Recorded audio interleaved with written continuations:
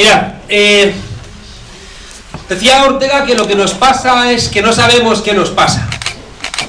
Y a menudo, teniendo tantos argumentos como para que las cosas sean de otra manera, a veces parece que tropezamos en la misma piedra. Creo que estamos en un momento donde al menos yo tengo hambre de verdad. No hambre verdadera, sino hambre de verdad. Y creo que aquello que decía Ferdinand Lassalle, que lo tomó Gramsci y lo puso como cabecera del periódico, del Ordine Nuevo, la verdad es revolucionaria. Y creo que lo que nos está pasando en Podemos, una fuerza política que es la única que en el mundo ahora mismo está teniendo expectante a la gente con ganas de transformación, está metida en una discusión que mucha gente ni entiende.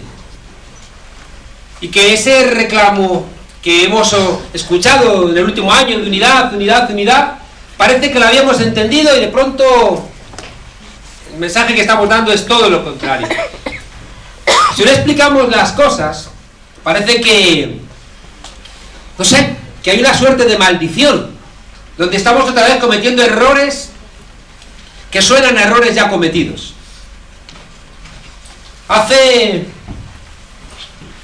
Ayer contaba que en la Unión Soviética un tipo detiene a otro en la calle y le dice: soy del KGB, contésteme qué piensa usted del gobierno. Y el otro se queda: coño, usted es del KGB. Y dice: pues del gobierno pienso lo mismo que usted. Y dice: pues no tengo más remedio que detenerle, ¿no? Hay una necesidad, fijaos, en primer lugar, de análisis. Y quiero contaros qué teníamos en la cabeza cuando fundamos Podemos, hace 3 años. Algo que creo que es un análisis que es exactamente lo que estamos discutiendo en Vistalegre.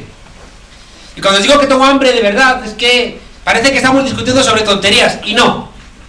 Tenemos que saber qué es lo que hay detrás del debate que tenemos en marcha. Y es verdad que en los debates hay elementos que a veces son personales. La gente es de una manera u otra, y es verdad que eso no es igual que la Unión Soviética lo hubiera dirigido, no sé, Trotsky o Lenin que Stalin. Pues evidentemente no era lo mismo. Pero luego también hay cuestiones de fondo, políticas, ideológicas, que hay que aclarar. Mirad, ha habido 3 momentos en la historia de España, que es una reflexión que hacía con Pablo hace 3 años. Ha habido 3 momentos en la historia de España muy peculiares. Y fueron muy peculiares porque pudimos cambiar el curso de la historia. ¿Sabéis por qué? Porque se juntaron sectores populares con clases medias. Y de repente encontraron la posibilidad de sumar. A mí siempre me desespera saber que Hitler tenía 11 millones. Pero después el resto de las fuerzas de la izquierda eran 14 millones. Pero estaban separadas. Y el éxito de Hitler fue porque no fueron capaces de encontrar sinergias comunes. La primera vez que nos juntamos sectores populares y clases medias fue en abril de 1931, durante la Segunda República. Las clases medias se encontraron en esa alianza con los sectores populares para acabar con el antiguo régimen e instaurar la República beneficios como clase. Encontraron, por ejemplo, las mujeres empezaron a votar, aumentó el Estado social y por tanto había más funcionarios, se invirtió más en educación, había más maestros y maestras, había más cultura. Pero los sectores populares también, de esa suma de fuerzas para acabar con el antiguo régimen, encontraron ventajas. Por vez primera, la Constitución del 31 se adjetivó como democrática, de trabajadores y trabajadoras. Los sectores populares se alfabetizaron, empezaron a tener derechos, por vez primera, ya ha entrado el siglo XX. Y era tan importante lo que hicieron en esa unión que tuvieron que dar un golpe de Estado el 18 de julio del 36, apoyado por Hitler, por Mussolini, que fracasó, y por eso les costó aquí 3 años imponerse. En otros lugares fue un paseo, en otros lugares fue una votación. Aquí les costó 3 años y un genocidio. Y me parte el corazón que en estos 3 años Podemos no haya estado a la altura, y por querer llamar a los que faltan hayamos olvidado la memoria histórica y a 114.000 españoles que están en Podemos.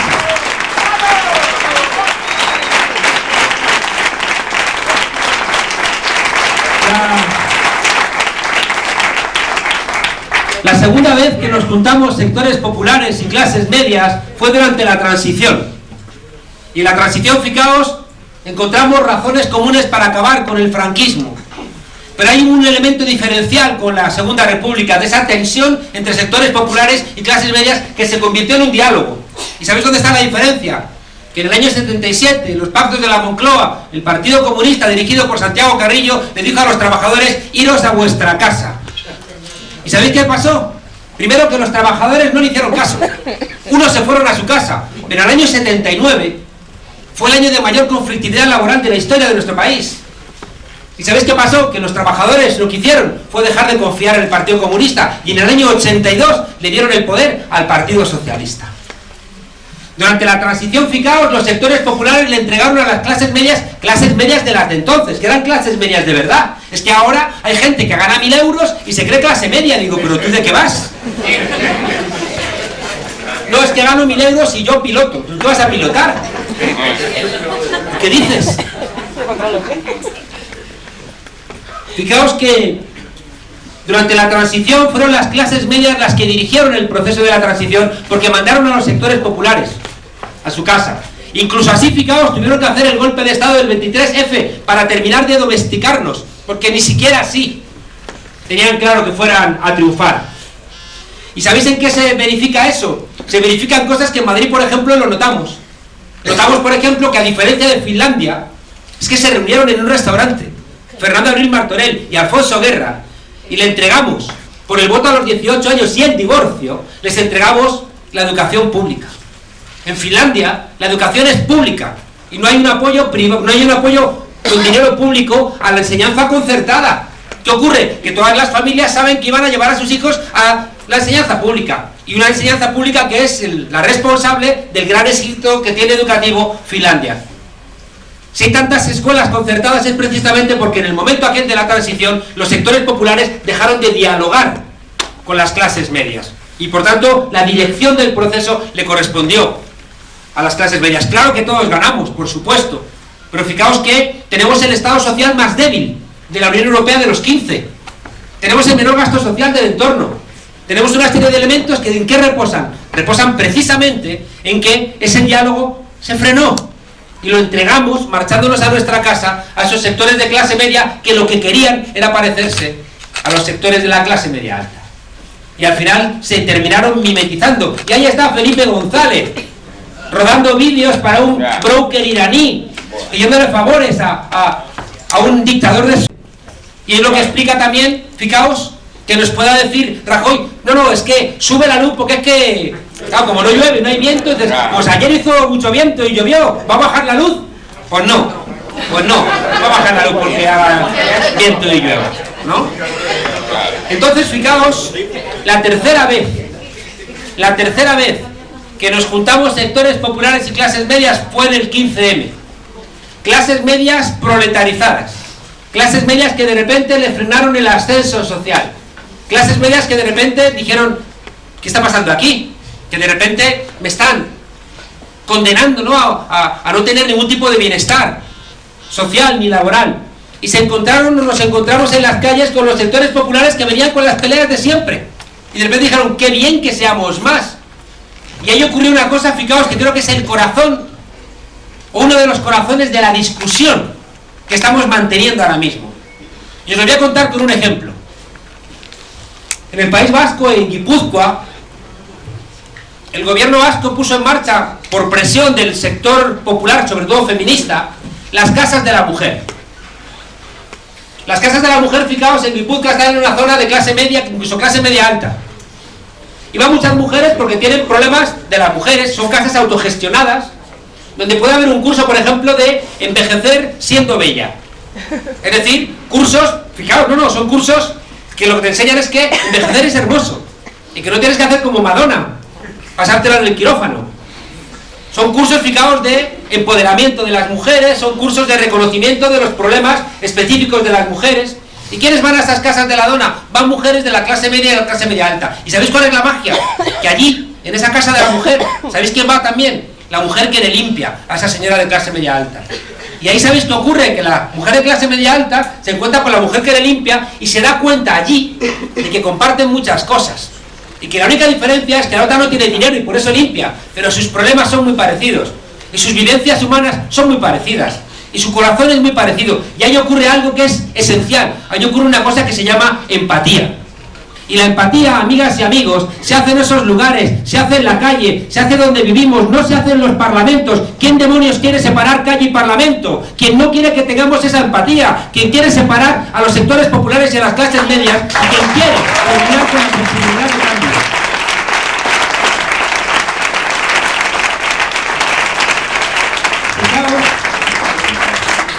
Fijaos que el 15M sentó las bases de algo muy relevante, que es precisamente que nos mirásemos y encontráramos la posibilidad de empatizar con el otro. Que de repente cosas que parecía que nos daban lo mismo, empezamos a prestarle un poquito de atención. ¿Sabéis históricamente? Hace 3 años hablaba con Pablo de estos temas.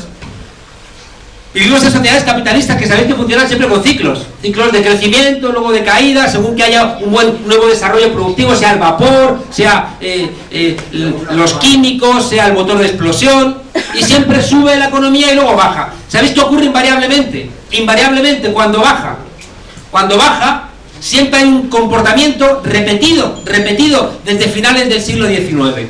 Que tiene que ver con la crisis de 1890, con la crisis del 29, recordáis el crack del 29, con la crisis de 1973 y con la crisis actual. Y esto es importante que lo entendáis, porque sabéis, también estoy un poco harto de que parece que el pueblo es tonto, que parece que la gente no puedes hablarle de política de fondo, solamente hay que darle pildoritas, porque como la gente es tonta, parece que si le das una idea, ayer estaba en Ana Rosa,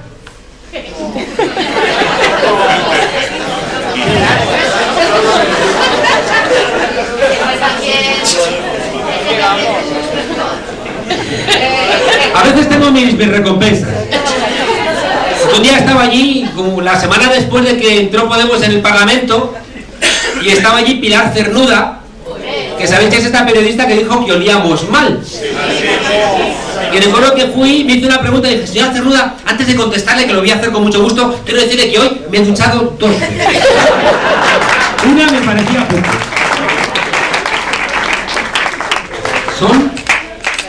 Y ayer aquello era como no podía uno terminar una frase, ¿no? Siempre te interrumpían, era como... En fin, claro, y fijaos que digo, yo vengo acostumbrado a la tuerca, que dejamos hablar a la gente. Y dice ella: pues yo tengo más audiencia. Ana Rosa. Que se lo digo a la Lomana y Caraña. Bueno, a lo que iba, que era importante, fijaos. Desde la Revolución Francesa hay 2 grandes tradiciones políticas. Una es la tradición liberal, que en el entorno de la Revolución Francesa, que la aportaban los burgueses, es decir, los comerciantes, los toneleros, los banqueros, los que tenían dinero, que estaban disputando poder ¿con quién? Con quien lo tenía, con la aristocracia, con las monarquías absolutas. Y fijaos que los pensadores de esa burguesía, los pensadores liberales, que eran Montesquieu, Locke, Burke, toda esta gente, pensaban como burgueses. ¿Y cuál era el pensamiento liberal? Individualista, es decir, que ellos eran gente que hacía negocio y por tanto le iba bien y reclamaban que nadie les molestara. Era un pensamiento siempre muy individualista, ¿no? Defensores de la propiedad privada, eran defensores de la división de poderes, es decir, decían: no puede ser el monarca el mismo que juzgue, queremos que haya jueces independientes. Y ellos decían: no pagamos impuestos si no nos da la representación. Es decir, que los comienzos de las elecciones y de los votos era la burguesía que reclamaba a los monarcas: déjanos el parlamento para que hagamos la ley de presupuestos. Frente a esa tradición liberal, fijaos, el liberal por excelencia de España, Cánovas del Castillo, el de la fundación del PP. Fijaos qué curioso. Cánovas del Castillo es el tipo que se va a inventar esta idea falsa de España de que los españoles venimos de los visigodos. Se inventan, fijaos, que hay una relación entre Recaredo, que es el que abraza el catolicismo, y don Pelayo, ¿no? Que había 120 años, era mentira, ¿no? Pero necesitaba construir la mentira de que España viene de los visigodos, es una España eterna. Los visigodos eran arrianos, veían un católico y le prendían fuego. Claro, son esas mentiras de la historia. ¿Sabéis quién llamó a los árabes? Ellos, los visigodos. O sea, es que, pero la historia... ¿Sabéis qué hizo Cánovas del Castillo con Isabel II? Son los que mandaron a hacer unos cuadros de los reyes visigodos que después ¿Esa idea quién la compra? Bono. Bono es el que saca esos cuadros de los sótanos del Museo del Prado y los coloca en el Parlamento, y de repente tú vas allí y están los reyes godos de España, y dices, ¿de España? ¿Y por qué no está aquí Boabdil? Y está un Chinchasvito, y están gente que estuvo a lo mejor 3 meses gobernando en Toledo, y dices, este rey de España, y Boabdil no, ¿por qué? Porque es esa construcción, y ¿sabéis qué es lo de fondo? Que esto es lo que creo que veáis que es relevante. Karl Marx decía, como el gran liberal español, que la pobreza era un producto de la naturaleza, pero que los ricos eran producto de Dios. Otra vez la Karl Marx del Castillo.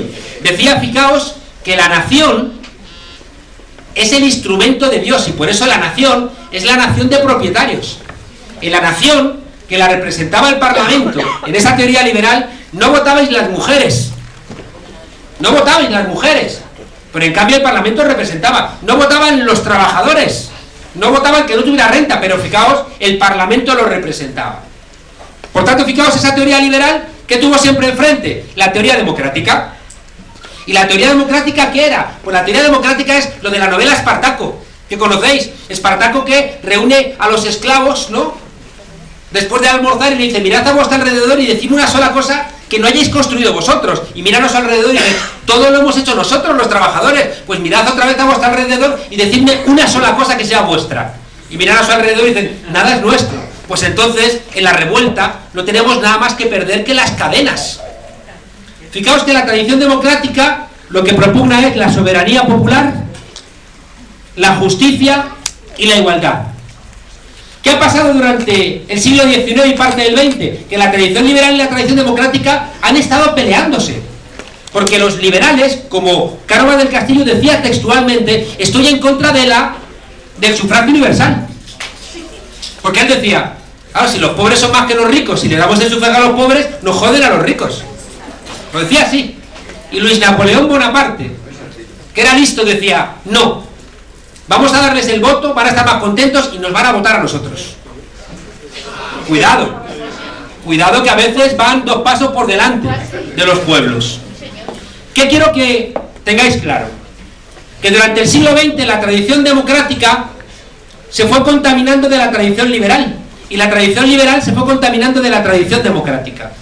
Por ejemplo, los liberales asumieron el sufragio universal, los liberales asumieron que los trabajadores tuvieran algunos derechos, asumieron que se escolarizase a la gente, asumieron pagar algunos impuestos, y la tradición democrática renunció a la lucha armada, renunció a asaltar el Palacio de Invierno, asumió que la lucha era electoral. ¿Qué quiero que reflexionéis? Porque es el corazón de cuando Pablo y yo dijimos, aquí hay que hacer algo. Nos dimos cuenta de que cada vez que hay una crisis económica, durante todo el siglo XX, ese liberalismo democrático, esa democracia liberal, se despoja como si fueran pulgas de la tradición democrática. Les sobra la tradición democrática. Y nos dimos cuenta que lo hicieron en el 1890, en el 29, en el 73, y que estaban empezando a hacer. Tomad nota. ¿Qué hace la tradición liberal para despojarse de la democracia? 4 cosas. La primera es decirnos, cuando empiezan a despedir a la gente, hacernos trabajar más horas por menos trabajo, por menos salario. Nos quitan derechos, facilitan el despido, complejizan las pensiones, te quitan tus bienes. Cuando empiezan a hacer todo eso, la gente, ¿qué hace? Se enfada. Se enfada. ¿Y sabéis cuáles son las 4 respuestas? La primera es decir, es que no hay alternativa. ¿Cuántas veces lo hemos escuchado? Es que esto es lo que hay, no hay alternativa. Y nosotros, fijaos, vimos que a la gente joven se la estaba echando fuera de España. Si la gente joven estuviera aquí, si ese millón de jóvenes que ha salido fuera de España estuvieran aquí, cada fin de semana teníamos un gamonal. Jóvenes que han hecho sus deberes, que han estudiado, que de repente les han cortado todas las posibilidades de desarrollarse, mientras que ven a estos sinvergüenzas que le dicen, haber hecho como yo y haber comprado bien en Ikea, porque yo compro un armario en Ikea y arriba hay un milloncejo. Eres tú que no sabes comprar. Esa gente, fijaos, humillada, nos haría un gamonal cada fin de semana. Los parados de larga duración diciéndoos qué, y qué bien que no os lo hayáis creído, diciendo, es que no sois rentables, es que es culpa vuestra, haber estudiado chino mandarín. Y los parados de larga duración diciendo, será culpa mía. ¿Recordáis la paz? ¿Recordáis la gente que perdía la casa? la gente a la que le robaban la casa. ¿Y qué decían? Haber hecho como yo no he pedido una hipoteca. Y ahí estaba en la calle la gente de la plataforma de afectados por la hipoteca diciendo, no has perdido tu casa, te la han robado. Y ahí estaba ese que algunos ahora insultan, Rafa Mayoral, diciendo, las cláusulas suelo son un robo. Ahí estaba Rafa Mayoral. Ahí estaba.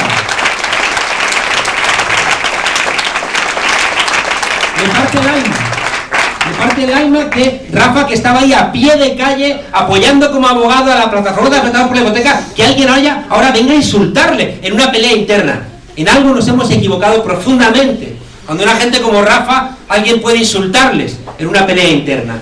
Y fijaos que la magia de la plataforma de afectados por la hipoteca fue devolver la dignidad a la gente. Eso fue tan relevante. Nos dicen que ahora hay alternativa. A los viejos les dicen que si hacían algo les quitaban las pensiones.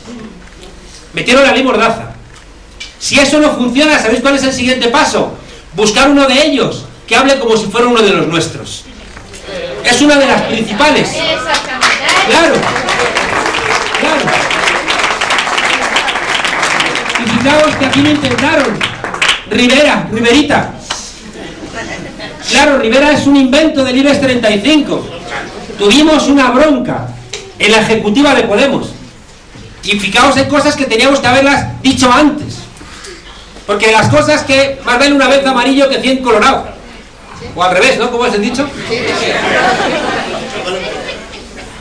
Yo lo único que pensé es que cuando un tonto coge el camino se acaba, pero el tonto del pantuflo sí, ¿no?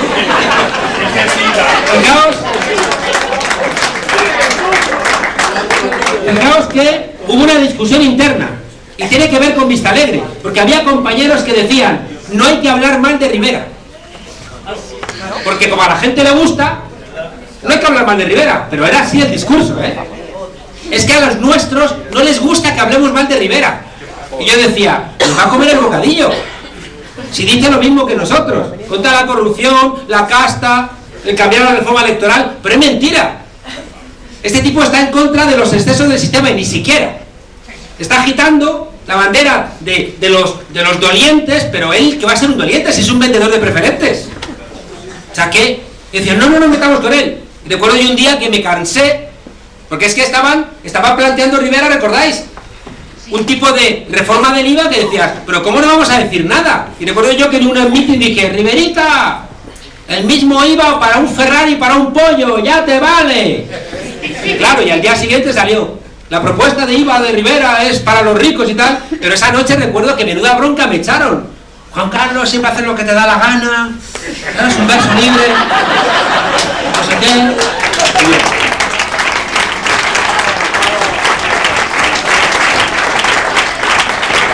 Fijaos que eso es Donald Trump. Donald Trump, ¿quién es? Un millonario que va a solventar el problema de los pobres. ¿Pero somos tontos o qué? O sea, un rico te va a solucionar los problemas a ti que eres pobre, pero eres idiota. Y la gente va y lo vota. Culpable, el Partido Demócrata hizo trampas para ganar a Bernie Sanders. Porque lo único que podía ganar era Bernie Sanders, que era el que estaba hablando.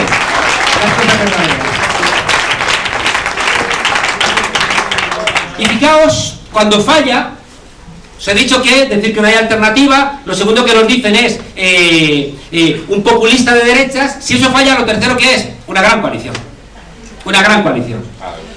Y fijaos que aquí hubo, igual que hubo un presidente, una coalición entre el PSOE y el PP. Hay que intentar a toda costa que eso no se dé. ¿Por qué? Y decía el tipo, a veces hablan claro, es que si hay una gran coalición y falla, lo que queda después es Podemos. Y por eso, fijaos, empezó la presión brutal sobre nosotros. ¿Recordáis la presión de que había que dar el gobierno, que había que dar el gobierno, que había que dar el gobierno? ¿Y recordáis en las elecciones de diciembre que íbamos diferenciados en listas diferentes, Izquierda Unida y Podemos? ¿Y recordáis los medios de comunicación diciendo la verdadera izquierda es Izquierda Unida, Alberto Garzón es un gentleman, esto es la izquierda auténtica, no estos recién llegados y tal? ¿Dónde está hoy Alberto Garzón en los medios de comunicación, en el basurero de la historia? ¿Por qué aclamaban a Alberto? porque realmente pensaran que Alberto es de los suyos, no, porque intentaban debilitar a Pablo Iglesias. Y esto, fijaos, esto es válido también para algunos de los nuestros que se dejan acariciar por periódicos que pasado mañana, si él fuera el secretario general, iban a disparar contra él. Y por tanto no debemos nunca dejarnos acariciar por los medios de comunicación que no son nuestros. Son contrarios a cualquier tipo de cambio.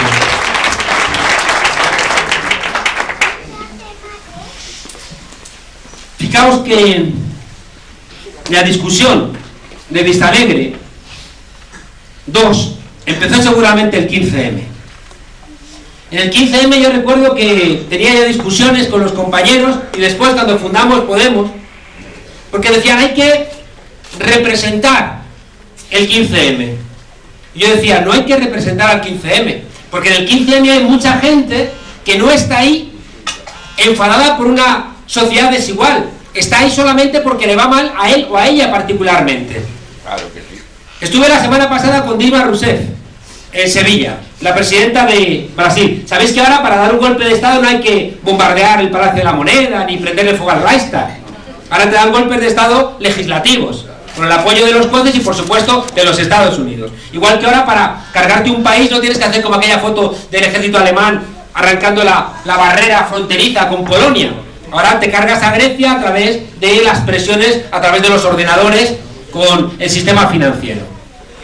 Bueno, pues yo le decía a Dilma, fue maravilloso lo que hicisteis Lula y tú, porque conseguisteis sacar a 32 millones de personas de la pobreza, a 32 millones. Pero Dilma, ¿dónde estaban esos 32 millones cuando te han dado el golpe de Estado? ¿Dónde estaban? Igual habéis hecho algo mal. Igual esos que eran los que faltaban, les has ayudado a salir de la pobreza, pero no los has convertido en ciudadanos, los has convertido en consumidores o en clientes que han apoyado a sus verdugos, como nos pasó en Europa. En Europa, fijaos, la izquierda, después de la Segunda Guerra Mundial, sacó a los proletarios de su condición de novelas de Dickens, los convirtió en clase media, por ejemplo en Inglaterra. ¿Y qué hicieron 30 años después? 30 años, que no es tanto. 30 años después, votaron a Margaret Thatcher. Votaron a Margaret Thatcher. Por tanto, fijaos, ahí tenemos una lectura que yo la tenía absolutamente clara. Yo le decía, Pablo,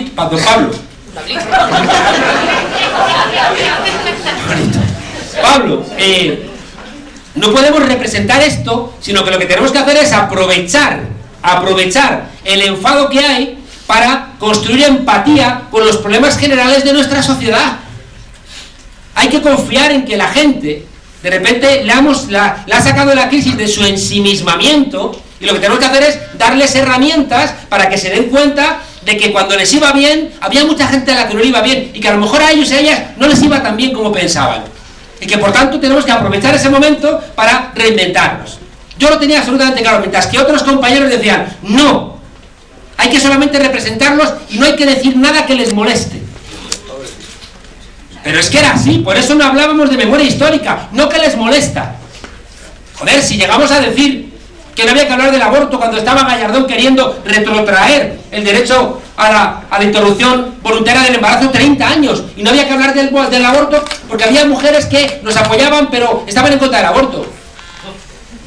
Fue cuando yo dije, es que estáis convirtiendo a Podemos en el carné por puntos de los coches, que cuando tienes el carné tienes los 14 puntos, y claro, si lo dejas en el garaje tienes los 14 puntos, pero no vas a ningún lado.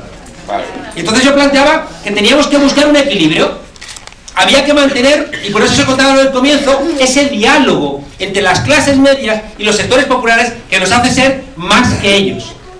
¿Cómo es posible que Rajoy con el 30% de los votos puede tener mayoría absoluta? Es que es un disparate. Y por eso fijaos desde el comienzo, pero desde el minuto 1, Yo recuerdo que Pablo me llama muy pronto y me dice, Juanqui, había escrito yo el curso urgente de política para gente decente. Él venía hablando con otra gente, dándole vueltas, estábamos en la tuerca y me dice, Pablito, Juanqui, tenemos la teoría, tenemos el momento, nos lanzamos a hacer un partido político. Y dije, joder, tío, porque yo pensaba, dije, menudo trabajo, ¿no? Dije, nos va a joder la vida, Y Pablito me dice, si tú no te apuntas, no me apunto. Y yo, joder, Pablito, mañana te contesto. Y al día siguiente le dije, vamos a darle. Y después llamamos a Íñigo. Por eso también me llama un poco la atención que Íñigo diga, en los comienzos, Íñigo, todavía tú no habías llegado. Todavía no habías llegado.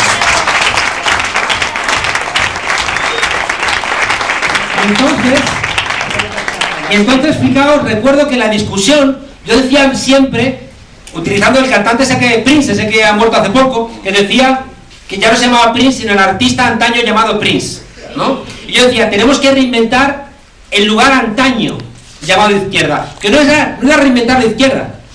Yo pensaba que la izquierda ya no sé qué significa, si de izquierda es de Felipe González. Claro, bueno, ya, Miquel le decimos, tú no eres de izquierda, yo sí. Era muy difícil, ya no estaba muy claro que era lo de ser de izquierda, pero en cambio teníamos absolutamente claro, ¿no?, quiénes eran los damnificados y quiénes eran los que estaban arriba.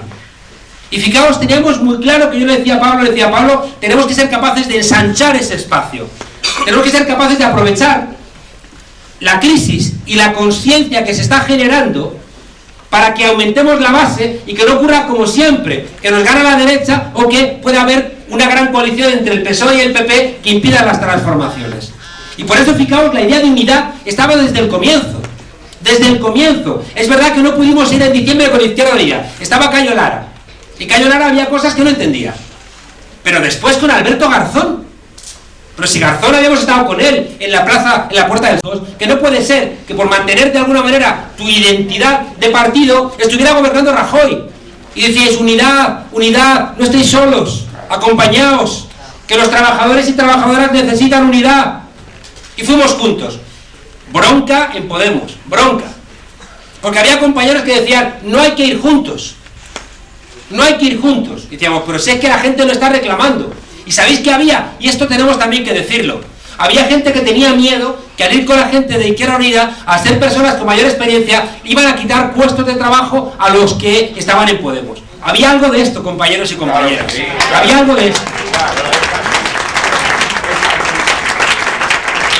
Y entonces, al final, no había acuerdo y Pablo tomó la decisión correcta, que era preguntaros a los inscritos y a las inscritas, ¿qué queréis hacer? Y los inscritos y las inscritas, con muy buen sentido político, dijisteis, pues queremos la unidad. Y qué curioso que en el documento de Íñigo Errejón, de Tania Sánchez y de Pascual, dice que está en contra de esa decisión y por tanto le quiere quitar al secretario general la posibilidad de preguntar a los inscritos. Y yo me planteo que qué tipo de organización política nueva es esa que ya no confía en sus bases. ¿Qué tipo de organización es esa? No es la que nos inventamos actualmente.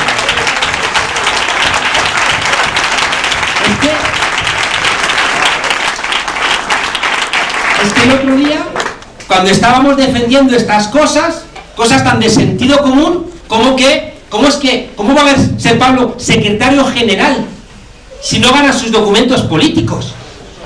¿Cómo es posible que digáis, sí, tú sigues siendo secretario general porque tienes que mandar obedeciendo? Es que mandar obedeciendo es mandar obedeciendo una línea política que tú estés de acuerdo.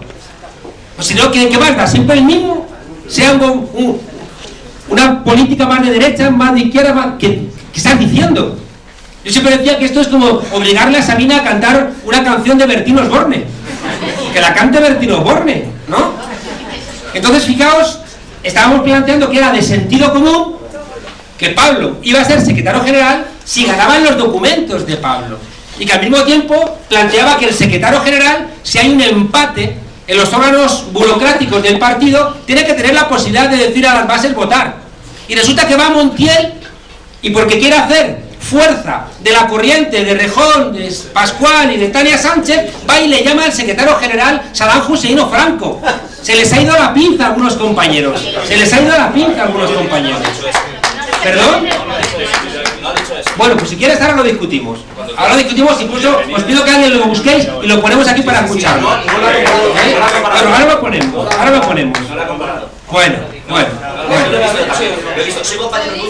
Bueno, pero ahora lo ponemos, por favor, buscadlo y lo ponemos y escuchamos exactamente lo que ha planteado. Y plantea, fijaos, ahora si quieres luego hablas. Luego si quieres tú hablas. Y fijaos que me parece muy fuerte que para intentar debilitar la posición de Pablo Iglesias se tiene que debilitar el hecho de que pueda consultar a las bases.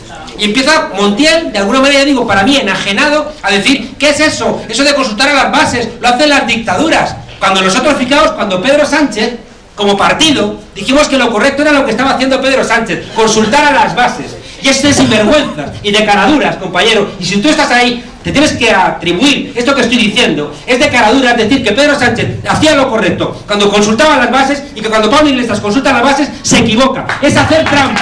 Es hacer trampa.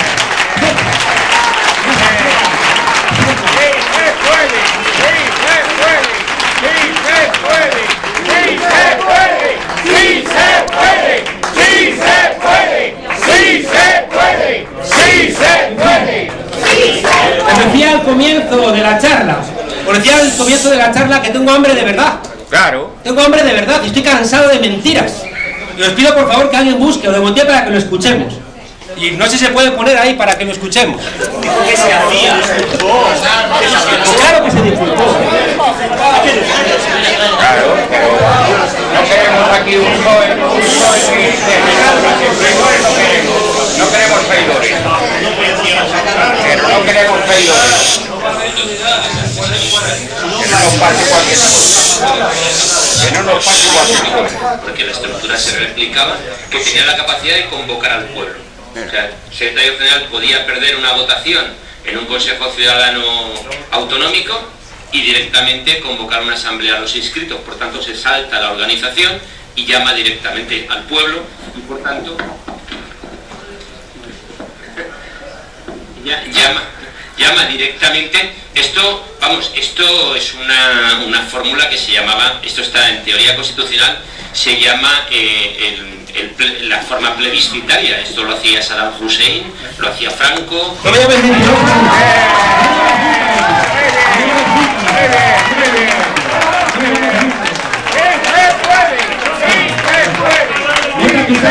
organización y lo vas. Vota lo tuyo y lo vas. No vengas de troll. No hagas troleo. Bueno, sigo y luego si quieres pide la gestora como es no vengas a ser un troll. No seas un troll. Que no seas un troll, compañero. No queremos gestora como es Fijaos, estos son los elementos. Nada, está bien. Estos son los elementos que hacen que algunos nos vayamos enfadando. Seguimos. Te digo que es muy deshonesto ponerte en la primera fila para interrumpir a alguien que está en el derecho de hablar. Es muy deshonesto. Toma nota de eso y aprende un poquito de democracia de partido. Bien, seguimos.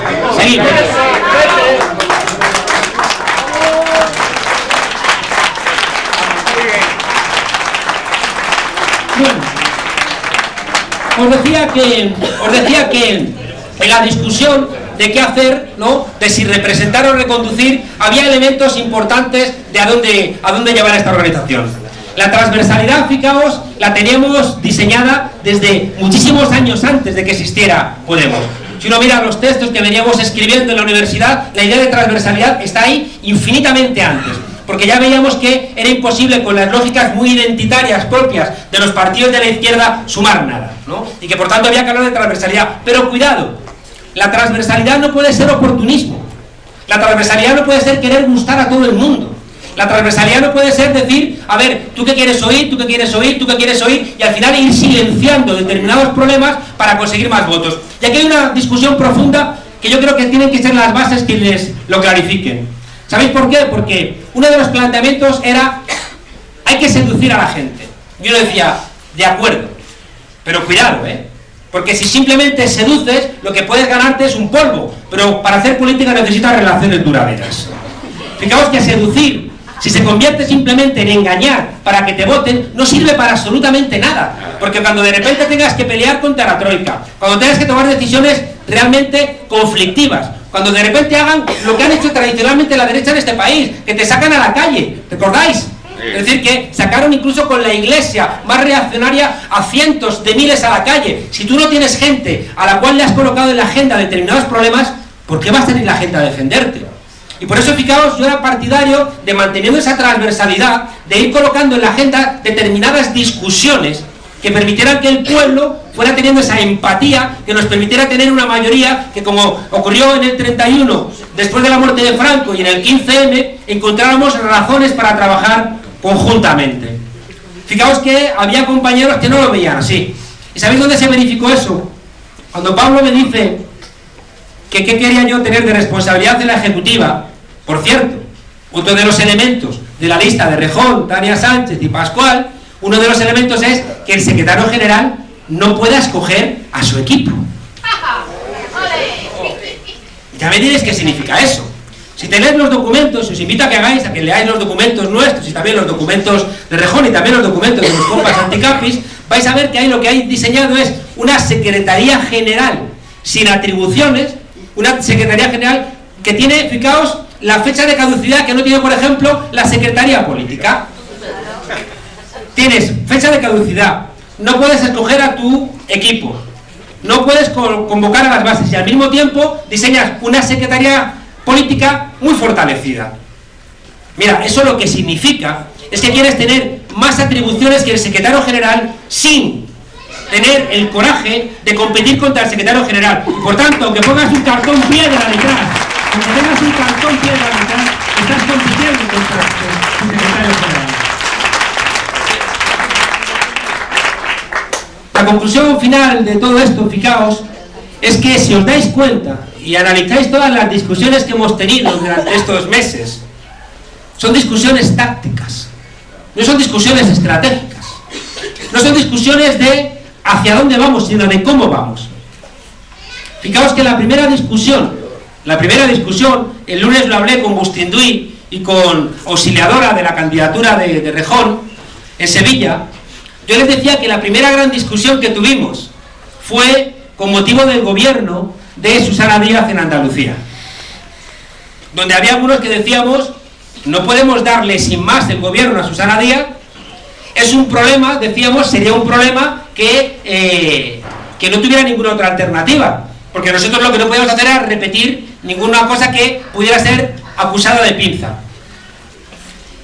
Planteamos, fijaos, que había que buscar algún tipo de requisito para justificar que le diéramos el apoyo a Susana Díaz. Y había compañeros, y esto ya no os lo digo yo, esto lo reconoció el lunes Auxiliadora, mirad la discusión que tuvimos de los documentos políticos en Sevilla. Auxiliadora reconoció que sí, que había compañeros que estaban diciendo que había que darle el gobierno a Susana Díaz. Claro, pero fijaos, no era porque fueran más de derechas que yo, sino que el planteamiento de fondo era, necesitamos solvencia institucional. Y el planteamiento de ellos era, si le damos el gobierno a Susana Díaz, la gente va a decir, mira estos qué gente de Estado son. Y yo decía, no nos van a agradecer nada, a ver con qué cara nos presentamos después a las elecciones municipales autonómicas, después de haberle dado el gobierno al PSOE más corrupto de España. Es que es imposible. Fijaos que llegamos al acuerdo de plantear 4 líneas rojas a Susana Díaz para dar al gobierno. Le dijimos, me acuerdo de 2 que eran prohibición de las puertas giratorias de inmediato, creo que otra era rebajar los asesores que había en la Junta, la tercera era que no se podía contratar la Junta con bancos que estuvieran desahuciando a gente. Y llegamos al acuerdo. ¿Y sabéis qué ocurrió? Que fue uno de los primeros choques que tuvimos diciendo, ¿qué está pasando aquí? Ocurrió que Pablo, creo que era Semanas antes, se fue de vacaciones. Y se quedaron otros de sustitutos. Y hubo una rueda de prensa. ¿Y sabéis qué pasó en esa rueda de prensa? Que la dio una de las personas que va en la lista de Íñigo, que dijo, esas líneas rojas en realidad no son líneas rojas. Es decir, estamos dispuestos a dialogar para darle el gobierno a Susana Díaz. Claro, se prendió la pradera.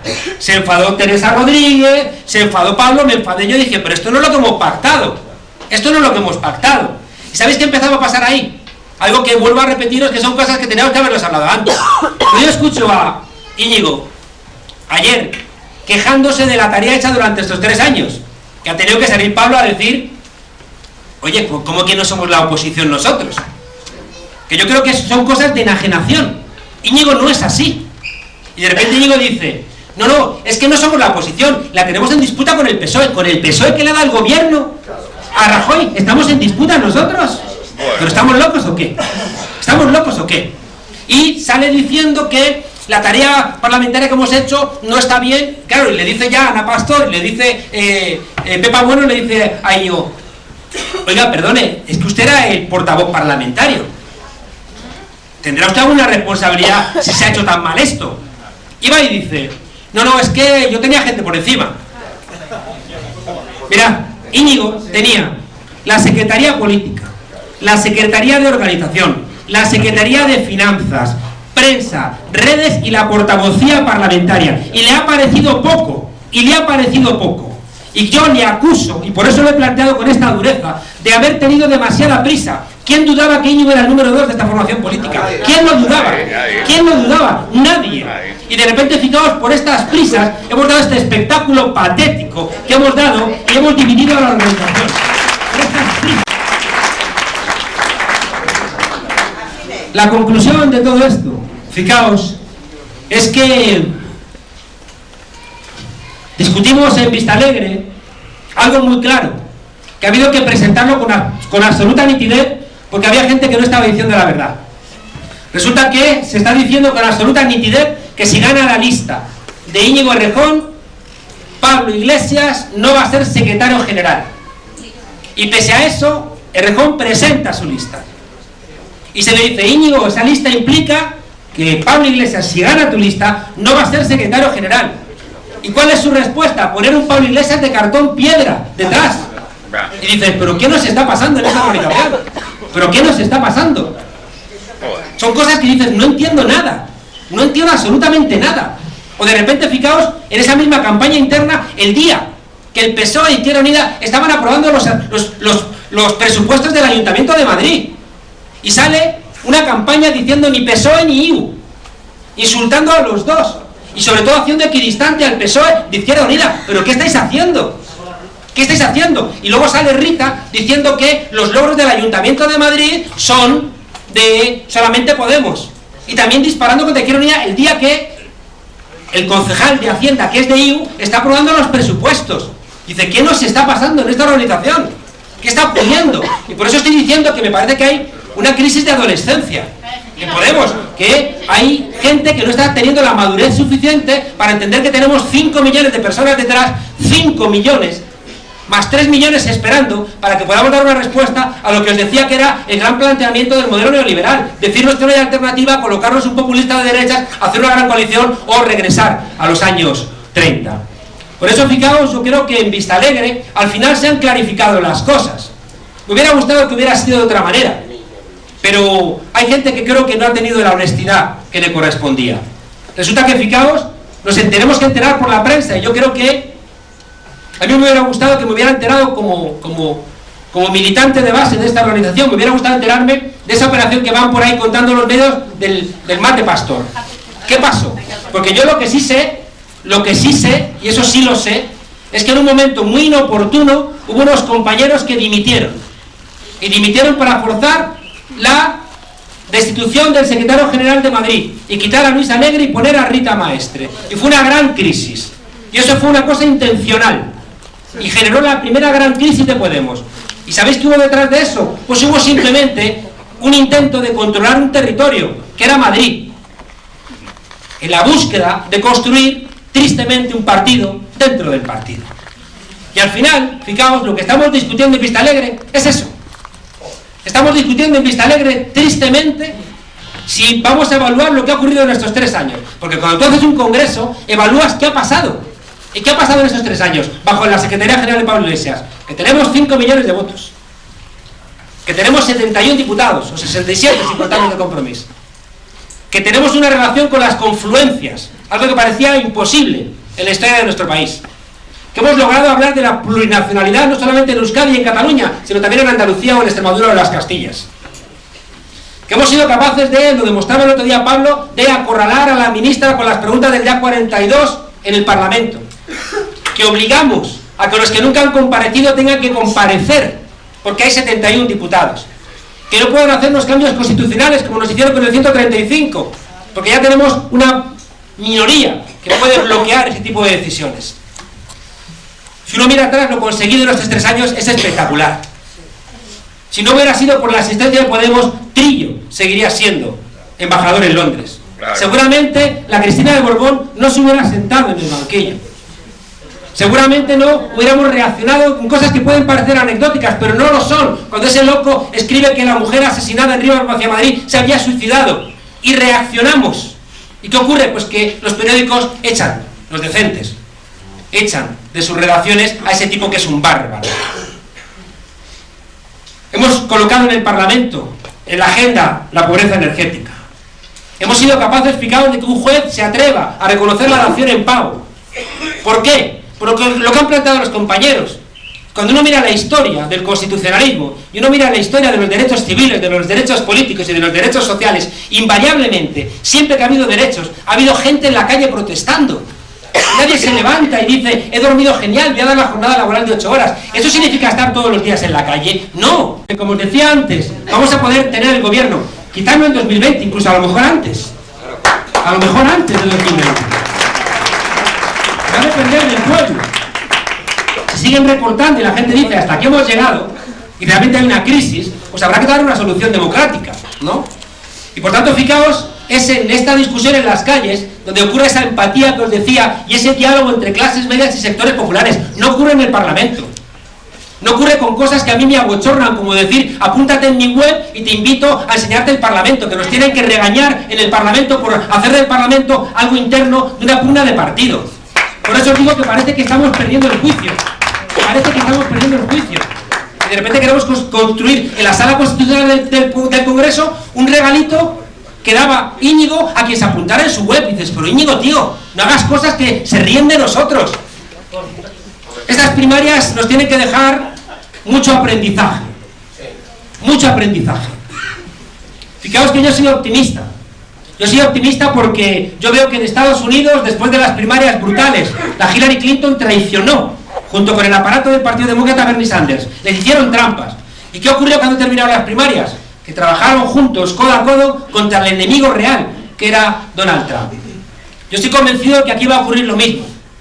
Han sido 3 años corriendo, 3 años sin discutir, 3 años donde todas estas cosas que ahora estamos contando, no las contábamos porque había otras nuevas elecciones y decíamos, no, que esto hace daño al partido, y no contábamos nada, pero se iban acumulando todos estos problemas. Y ahora es el momento de discutirlos. ¿Cuándo los discutimos si no es en un proceso congresual? Pero hay que discutirlos con verdad, hay que decirlo, no hay que tratar a la gente como menores de edad, que no le puedes contar la verdad porque de ahí me decepciona. Claro, yo también me decepciono, nos decepcionamos todos. Pero de esa decepción y de esa verdad, luego existe la posibilidad de volver a construir. Yo estoy convencido, fijaos, que igual que cuando llega un grupo de gente, unos amigos que se van a una nueva casa que alquilan y se reparten las habitaciones, discuten por quién se queda en la habitación más grande, quién se queda en la habitación con el balcón. Igual están una semana enfadados, pero después lo que viene, ¿qué es? Pues la convivencia. La convivencia. Al día siguiente de Vista Alegre va a haber algo muy claro. Y es que va a haber una dirección, gane Íñigo o gane Pablo, no se va a repetir el hecho terrible que hemos vivido, donde la mayor debilidad de Pablo Iglesias era su número 2, donde los medios de comunicación utilizaban a Íñigo Errejón para debilitar a Pablo Iglesias. Íñigo estudió en Bolivia. Es inconcebible que Álvaro García Linera, que es el número 2 de Evo Morales, se dejase utilizar en los medios de comunicación para debilitar a Evo. Es inconcebible. Bueno, pues eso nos ha pasado, pero el lunes después de Vista Alegre se ha terminado, porque si gana Íñigo, Pablo Iglesias no va a hacer eso, ya lo ha dicho. Ha dicho que si cree Íñigo que le debilita en su labor de secretario general que Pablo sea diputado, no tiene problema ni siquiera en dejar de ser diputado. Ni siquiera. Y yo estoy convencido de que si gana Pablo Iglesias va a ocurrir lo mismo. Estoy convencido de que si gana Pablo Iglesias vamos a empezar todos a preocuparnos de lo que realmente nos está reclamando el pueblo, que es la cantidad de necesidades que hay y todos los problemas.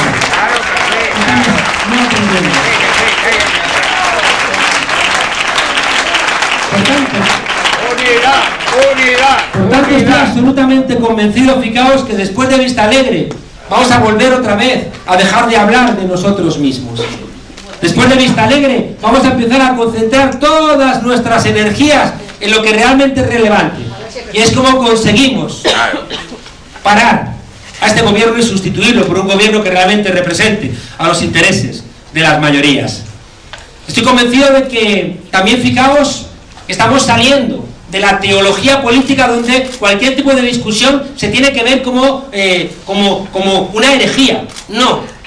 Yo quiero, fijaos, la semana siguiente, desde mi tarea, que es una tarea de militante, pero yo quiero seguir trabajando con Íñigo, con Tania, con Pascu, quiero seguir trabajando con toda esa corriente, porque lo más brillante que ha habido en Podemos, lo más brillante, era cuando había mucha pluralidad de visiones y era Pablo Iglesias el que escuchaba a todas y tomaba la decisión ponderando. Necesitamos tener diferentes puntos de vista. No tenemos que caer otra vez en el error de, como he discutido contigo, me voy. No, claro que tenemos heridas, pero las vamos a restañar, porque tenemos una obligación política y nos está mirando el mundo y sabemos, todos los que estamos implicados en esta pelea, que es mucho más importante, mucho más relevante, la importancia de Podemos, como la posibilidad de dar un ejemplo al mundo y de solventar nuestros problemas, que nuestras cuitas personales. Así que os lo aseguro, que después de Vista Alegre, unidad, unidad, unidad. ¡Sí se puede!